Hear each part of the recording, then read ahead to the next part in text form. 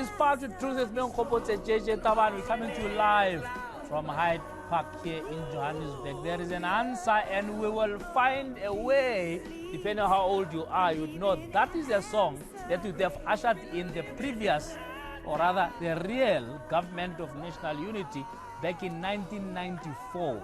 And I'm talking the PJ Powers there with Sifiso Ngwane saying, let's put the past behind us. Now, what does that tell us? The key thing there and then was reconciliation. It was putting together a nation that was fractured by years of oppression, of apartheid, of murder, of atrocities, and saying, let's put the past behind us. And of course, the context today is different because really what is the big issue today? The big issue is poverty. I think we need to be serious about what is facing this country. A lot of people, including these politicians who have been campaigning, and some of them are now deflated because now they, whatever they wanted, they didn't get. And maybe it's a blessing and none of them got what they wanted. But actually, are they aware that this country is sitting on a time bomb? Not jokes. This country is sitting on a time bomb. And I want to talk a little bit about what that time bomb is. And the question is, if this country is sitting on 68% youth unemployment, it's sitting on 83 murders a day, it's sitting on 14 million people going to bed hungry, it's growing, the economy is growing at 0%. It's the most unequal society in the world with some of the worst amenities. I mean, we're told that our ports are the worst in the world. Not in Southern Africa, in the whole world. Now, we should ask ourselves, what combination of government can solve those issues and diffuse that time bomb? Of course, it's interesting, if you walk around and ask who supported apartheid, it will be like you are looking for a snake's tooth. You'll never find that person.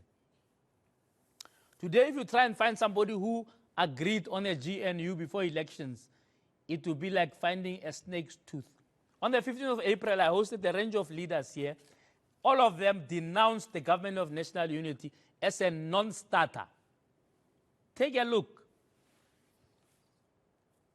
You are not interested in a government of national unity where all the major parties can have a say. You want a corner where others are excluded. But we can't, Professor JJ, from the word go to work for a government of national unity because we will be starting from a wrong footing. The people of South Africa, they will be voting the government that failed them, voting it out. And to bring it back through the back door will be a terrible thing to Even do. if they got 49. We've got a framework on coalitions, and part of what it says is that our first preference would be with parties that agree with us in terms of our policies. But we haven't ruled out coalitions with anybody. With anyone because at all. At the end of the day, you need to look at how do you stabilize the country, how do you make sure that you have a government. But as I say, there are three options, and ours is certainly to go for a majority. People have lost faith in politics, in political parties, and in political leaders.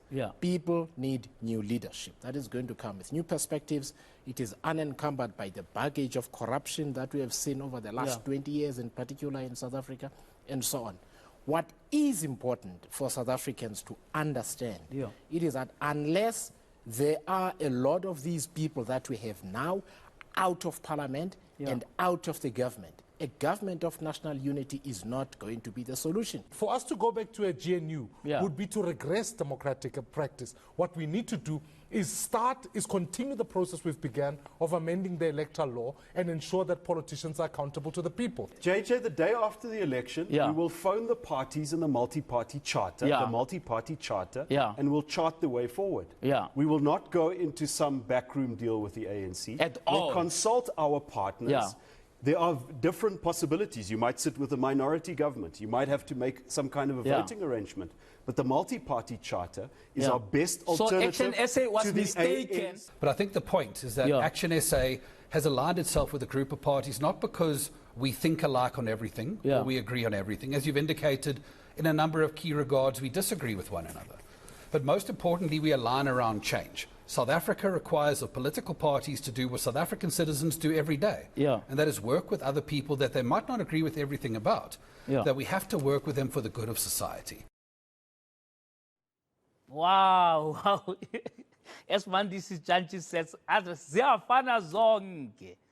They are all but liars. Now they have changed their tune, all of them. The IFP, I have a lot of time for Mr. Tlhabisa. He says, no, if you do a GNU, you're going to be bringing the ANC via the back door. And he just announced this week, this evening, no, because of the, caring for our constituencies and oh, wonderful, oh, kumbaya, let's have a GNU. But he said this on the 15th of April. It's not a long time ago. I mean, you must just remember your lies, man. The DA, no. We'll never have a backroom deal with the ANC. Never in our lives. Rice Mzansi, I'm told they are considering, I hope not, that they should be part of this thing. They're saying, no. These people must leave. If these people come back to parliament, the GNU will never work because the voters don't want these people. And so it's a bit of a cocktail, it's a bit of a mess. Because now we are supposed to number ourselves and not remember what these people said before the elections, and then hope and believe that the GNU is exactly what's going to work for our country. Let me tell you what the problem is with the whole notion of a GNU 30 years later. As I said, the GNU in 1994 was dealing with an issue of reconciliation. The GNU this time around must deal with the issue of transformation. How do we change this economy so that it can benefit those who are living under bridges, those who are drowning in toilets, those who are killed in their own homes? What sort of combination of parties can we do? Okay, let's entertain the DA and ANC coalition for a little bit. The DA hates redress. It hates it. I mean, there's no other way of putting it. The DA hates affirmative action. The DA hates employment equity. They hate it. They are in court as we speak now. I'm not talking about them talking on the sidelines or on television. They are in court saying, stop your employment equity. This is now with a statistic produced by KPMG and the Department of Labor that says, despite affirmative action, 70% of all new promotions and all new appointments are to white people. The white people are laughing. When you say affirmative action, they are laughing. But what affirmative are these people talking about? I know, DA hates it. The DA hates national health insurance. They hate it. They are going to court to oppose it. Now they are going to be part of a government that swears by those things. A government that says we want black economic empowerment, we want affirmative action, we want national health insurance so that there's no inequality. How are they going to get this right? Somebody was saying on radio, maybe it's just going to be a caretaker government for the next 5 years. Because how do you change the mindset of a DA that they hate black people? That they hate affirmative action? They hate it. I'm not exaggerating when I say they hate it. They hate it with a passion. Right? You tell me how that's going to work. I'm all for a romantic situation of black and white together and what I feel like PJ Powers there with Sifi someone. There's an answer, we'll find a way. I'm all for that. But practically, how is this going to work? And we were seeing this movie again, because you remember Bantu Holomisa and Rolf Meyer. Bantu Holomisa is a 20-year-old long dictator there in the UDM, tin pot dictator there. And then Rolf Meyer is a grainy analyst there. Now, apparently he's on TV talking a lot about GNU and what have you. It fell apart because you need more than just romance of black and white to change the lives of people.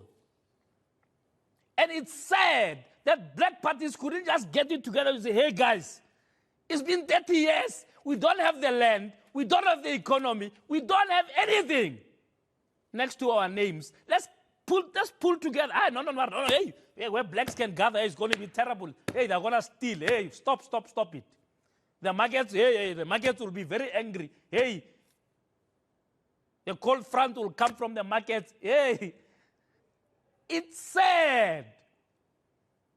It's sad that we are underlining with a red, big, fat pen that's Tarisamu Sutukilekua.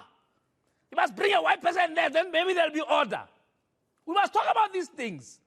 Don't tell me to be romantic overnight here and say, oh, let's use black and white together. The DA hates anything that has to do with transforming this economy so that it can benefit blacks. They want to give black people vouchers.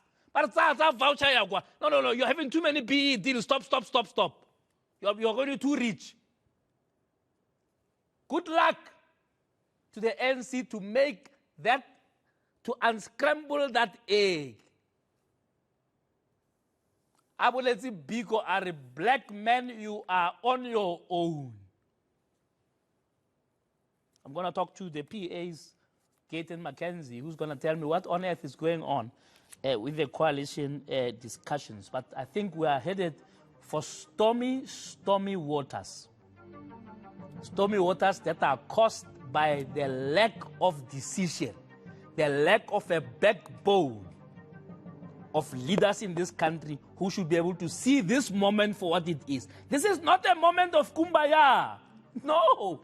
It's not a Mandela moment of kumbaya. Hey, let's get together. No. This is a moment where we say it's either we're going to do something where we're going to get the land back or not. And we're going to talk here after another 30 years. Some of us will be dead long ago. Our children will say, what were these guys doing in 2024? And they'll be annoyed with us.